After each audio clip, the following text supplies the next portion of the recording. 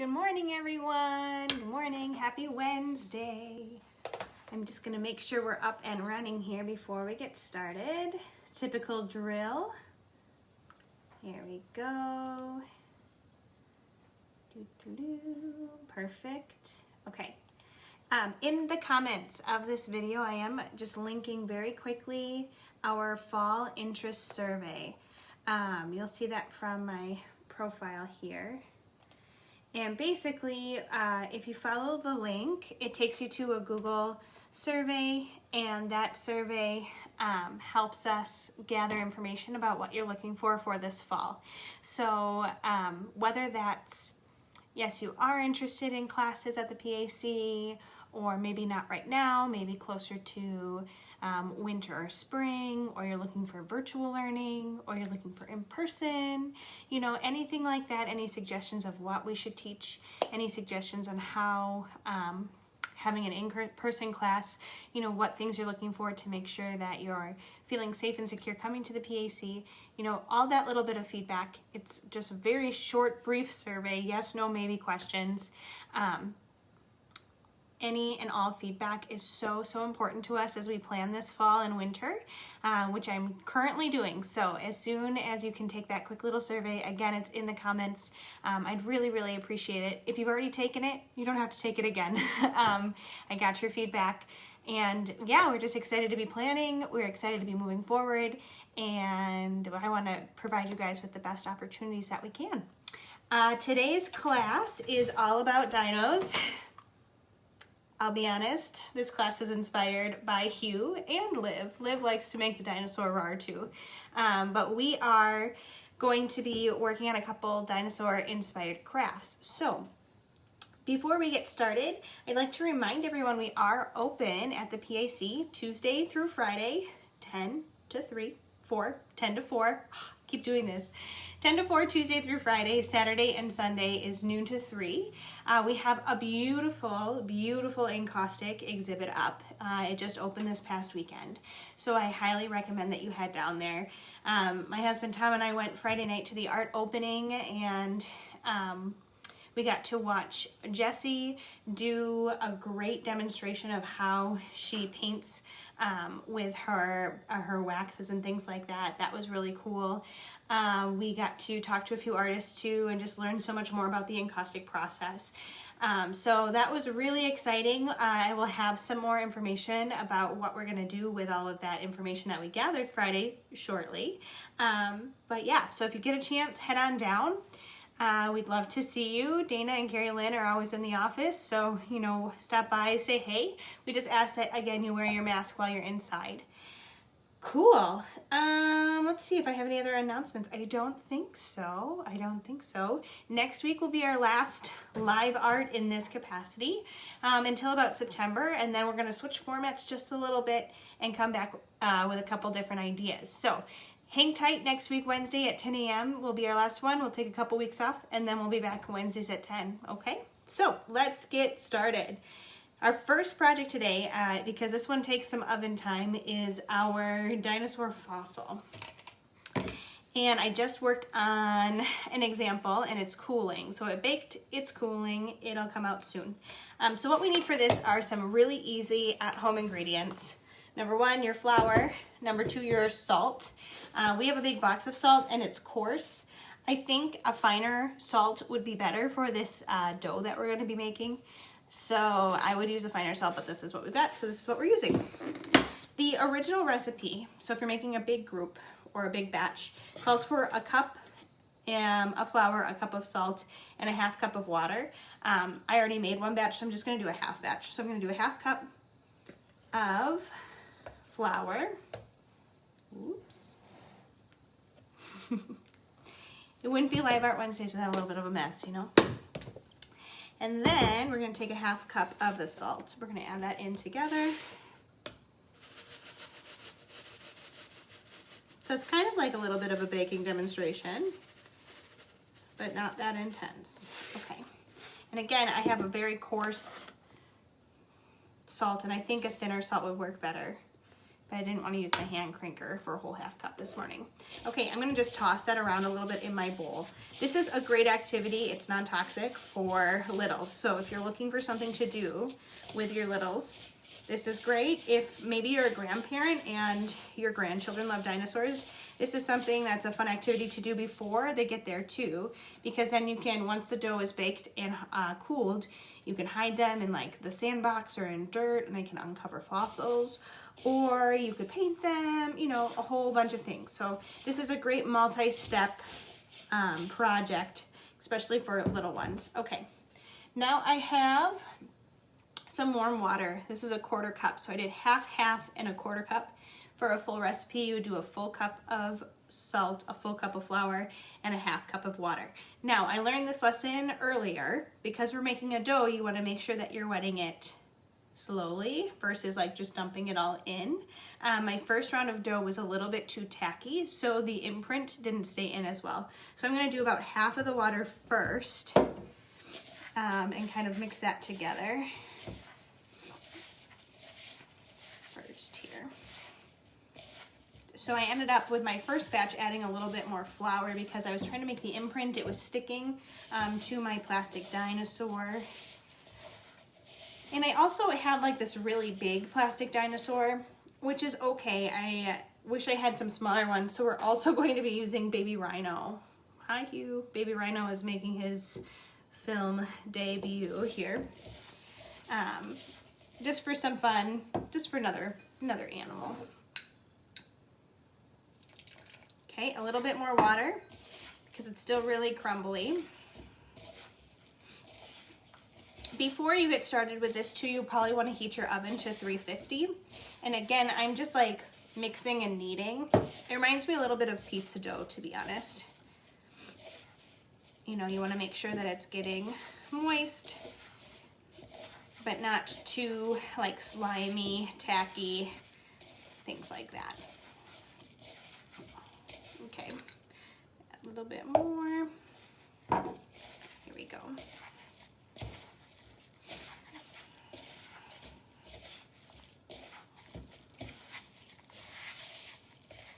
Okay, this is getting, you can see it's coming, it's forming a ball. Okay, just gonna use my hand to knead it a little bit better. And again, if your child would put this in his or her mouth, it's going to be very salty. It's not going to taste great, but it's not going to harm them. It's just salt and flour and water. So that's nice. Okay. And again, it's a little funky, I think, because our salt is coarse. So again, a finer salt, if like you're going out for the ingredients, a finer salt I think would be better. Okay, this is feeling pretty good. You can see that I have like a full-blown ball here now. Some quick kneading. And I'm going to take, I think I'm going to take about half of it to do my first imprint. Now, when you're doing this, you can either do it on a tabletop and then transfer it to a baking sheet. I always put parchment paper too when I'm doing sort of craft activities on my baking sheet just so I protect it. But you can, you know, put this out on even parchment paper in front of your child if you want to, or who's ever doing the activity, and then just lift it and put it on the baking sheet. There's lots of different ways. So what you're going to do, again, I kind of made it into a ball and now I'm making it into a little circular shape, flat here. You want to make sure though that there's enough thickness to it. You don't want it too thin, so you can do a nice imprint. And I am just going to use my tabletop here. Okay, I'm going to lay this down. I think you guys can still see. And I'm going to start off with, I think I'll do my dinosaur feet. So like, again, this guy's too big. I'll show you my example in a little bit. It's just cooling. But we've also been talking about in his book, footprints. So I'm going to do just some dino footprints, kind of spread those out.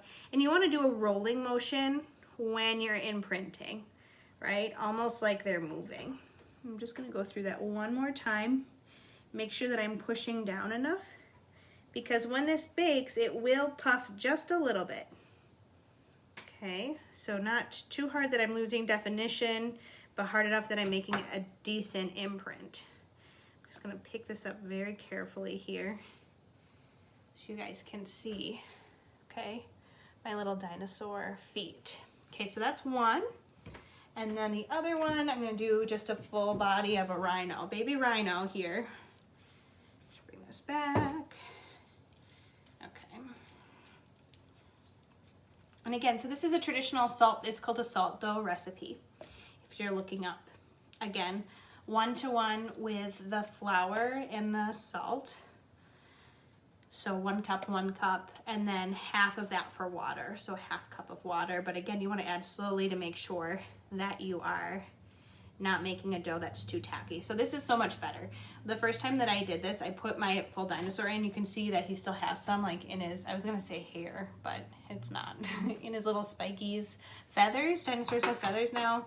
I'm learning so much through my son. Okay, here we go. Little rhino, baby rhino. We are going to just take him, push gently, and kind of roll through that. Ooh, push a little harder. Really get kind of that face and that body in there. So if you have like those hard plastic dinosaur toys, that's a great way to get a good like fossil imprint, because all of those, like the rib detailing is really cool. The tail lumps, the spikes on the back. And again, I'll show you my first example here in just a second. I'll go grab that. But I wish it was smaller, number one, and number two, I wish there was just a few more details that I could have gotten out of it, because it did puff up in the oven. So you want to watch that when you're baking them too. Okay, so I have my 2 imprints here. I'll show you my little baby rhino, okay? So they're deep enough that if it does puff a little bit, it won't make that much of a difference. I'm gonna head to my kitchen. I'll be right back and grab my first example and a quick paper towel to clean my workspace.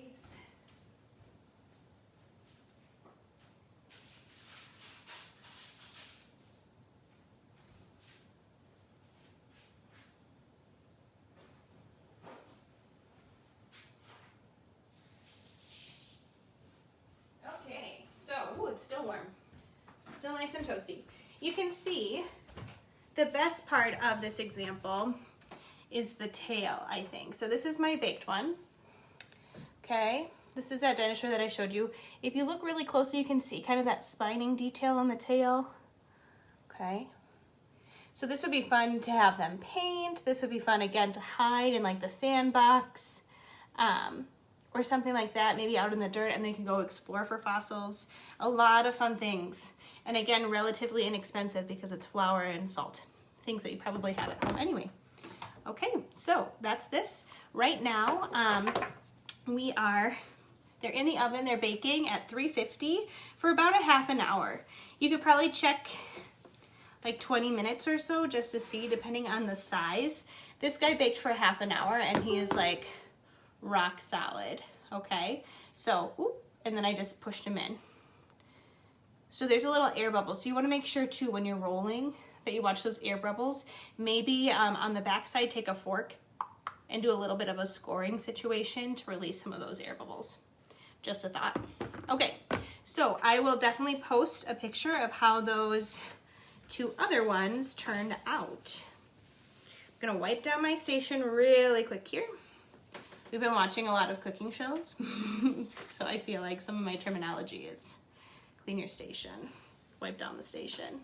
Okay, kind of get some of that extra salt dough off of my hands here. Oh, I have a lot more than I anticipated. Totally fine, totally fine. Easy cleanup too. It's not gonna stain, it's not gonna make that big of a mess. And if it dries, it's easy to vacuum, which is what I will be doing after live art is over today. So our next project this morning is going to be dinosaur feet. And so I have one started. I'm gonna quickly plug in my hot glue gun here as well. I have Elmer's. I think a tacky glue, to be honest, would work the best. I don't think you need to go full hot glue, but I know how aggressive my child is when it comes to being a dinosaur. So I am going to use the hot glue situation. And basically what we're making is a cover to go over their shoes. So I grabbed one of Hugh's little shoes and I'm working on making a dinosaur foot. So if you can imagine, his foot would go in here, okay? He has a shoe on, we'll put a little flap on the bottom, and then we'll decorate the top so it looks like he has T-Rex or dinosaur feet. Okay, so the first thing you're going to want to do is grab some of this foam board. I guess it's thin. You can get this at any craft store. You can probably get it at Walmart too. I don't think Meyer has that large of a craft section. Amazon too, anywhere you can get this foam board. Great, and then you want to cut it a little bit bigger than this shoe. Okay, so here I grabbed a shoe. I cut 2 pieces. You can see here too, I have a little bit towards the back side because you want it to wrap around their foot. And then the next thing you're going to want to do is trace out around the shoe the actual foot. So I did this earlier just to save myself a little bit of time with the demonstration.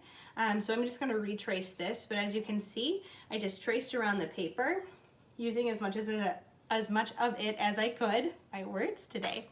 And then I cut some toes. So I decided to do 4 toes. So quickly, I'm just going to retrace this. A quick sidebar, or tip I should say, when you're tracing, you want to make sure you're doing all your tracing on the same side, because then that can become the bottom, okay? So that's something that I think is kind of important. You want to keep things looking neat. So I'm just going to quick trace. I don't know if you guys can see me here. My template. I'm really proud of this first template, so that's why I'm kind of just tracing it versus freehand cutting it. It doesn't always go as well the second time as I think it's going to. It's kind of like when I did my husband's quarantine haircut. First time, way better than everybody anticipated. Second time, really messed up that fade. So I'm glad that he was able to go back.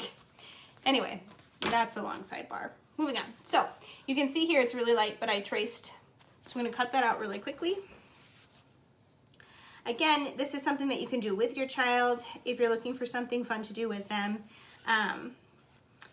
It's not hard to cut through the foam board. It cuts pretty smoothly. So if your child is working on like scissor skills, this is kind of a fun, different texture to cut through. But you just want to be careful though with littles and scissors. I'm not there yet with Hugh.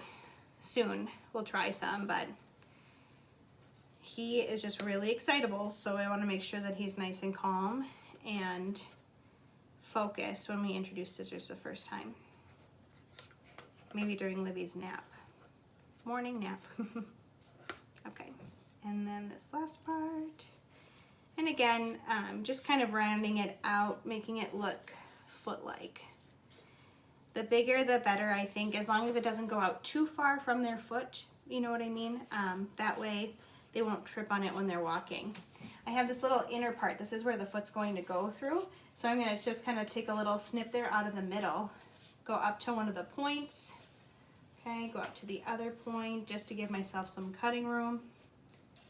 Great, and then I'm going to kind of do this circle around. Now, you can choose to do dinosaurs, but you could choose to do any other type of animal or like silly foot too. It could be a monster foot. You could do maybe some fins, so when they put their heels together it looks like a mermaid tail. That might be really fun. You can do whatever. Now you might have to do some adjustment on the foot just in case like their foot can't go through. You might want to make the foot hole a little bit bigger so they already have their shoe on. We'll kind of see. I don't know if we're going to wear these outside or if we'll just wear these inside. So maybe he'll have his shoe on, maybe he won't. But I think that that's big enough. Maybe not quite for his shoe, but definitely for his foot. So that might be something that you need to try. Okay, so you can see now I have my 2 feet. I'm gonna look for the side that I didn't mark on, and that will be my top side. Okay, and I'm gonna do some decoration. So I thought it would be fun to add some toenails. So I cut out some orange, and I'm going to add on some toenails. Again, making sure like if there are any marked lines, that those are the ones that go down. It'll just make your project look cleaner. And they're not super even. I thought that kind of added to the dinosaur feel. And again, I'm gonna hot glue this baby together just because he was crazy. So a little hot glue, that should help fuse the foam. And please be careful. Otherwise, if you haven't heard of tacky glue, I think that would be a great alternative. Elmer's might work, but I'm afraid when it dries, it's just gonna peel off. So tacky glue comes in a brown bottle with a white top. Again, you can get that at Walmart or on Amazon too, or at any craft store. We use it a lot at the PAC for multimedia projects. Okay, there. So you can see here, glued some triangles on, make little toenails. I'm gonna do my other side really quick. Oops.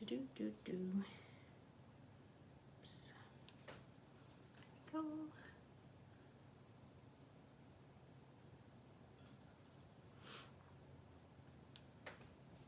Some ideas that we have for classes this fall. As I'm doing this, I'll just share what we're working on at the PAC. We're having some adult classes. We're hoping to do another felting class. So if you joined us last spring, very early spring, for our beginning felting class, that was really fun. Mary Starnicki would be our teacher for that. And we're looking to do more fall things like a pumpkin scene. We also have wooden chairs that we're going to be painting. So we'll go through that process too with Mary. We're hoping to have another wreath class for our fall wreaths. We're going to do some children's classes too, and we're going to try some virtual learning options as well for those of you who are home or looking for those types of things. So again, stay tuned. We're right in that planning process. Okay, my toenails, boom, are attached. Now you could stop here if you wanted to, or you could add a few more like lumps and bumps. So I'm going to add just a few more things. I found this lighter green and this kind of tan. So I thought how cool to maybe try to do some big spots on the feet. So I'm going to freehand here, do some of these spots. Okay, just to give it some flavor. If you have like markers, I don't think colored pencils or crayons would work, but markers would be great to do some detail work if you'd like your child to design. Two, if they're working on cutting out spots, starting with a square and then having them cut more of a circular spot-like blob. You can have them do that too. You could stack them on top of each other to make kind of a 3D spot. That would be really cool. So I'm going to work just here on one side really quick. Make these little spots. And again, they're thinking that T-Rexes had feathers, and maybe this is old news, but I am just learning about this and just highly surprised, which is, I mean, not atypical. That's pretty normal behavior. And I'm so shocked by things that I've learned, and I'm just way behind the curve. But, and that maybe also that they were more duck-like and quacked more so than roared. I don't know how well that will fly at our house because we are really into the T-Rex roar right now. Okay, so I have just a few spots here. I'm going to hot glue those on really, really quick, and then I'll show you guys the last step for this project. Okay, like here, that looks good. I'll put this here.